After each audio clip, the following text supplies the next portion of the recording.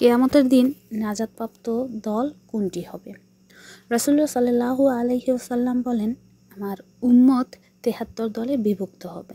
এর মধ্যে একটি দল ছাড়া সবাই জাহান্নামে যাবে। তারা বললেন, কোন দলটি হে আল্লাহর রাসূল?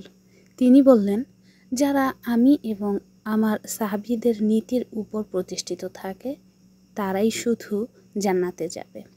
তিরমিজি, সহিহ সুন্নাহ, তিরমিজি, মুসলিম হাদিস দ্বারা এই হাদিসটি বর্ণিত। অতএব হক বা সত্য হচ্ছে সেটাই যার উপর নবী সাল্লাল্লাহু আলাইহি ওয়াসাল্লাম এবং তার সাহাবীগণ প্রতিষ্ঠিত ছিলেন।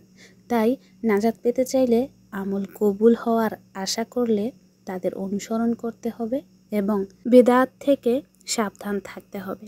যদিও বর্তমানে আমরা সবাই হালাল এবং সঠিকটা ছেড়ে বিদআতের দিকে একটু বেশি অন্তর্ভুক্ত আছি।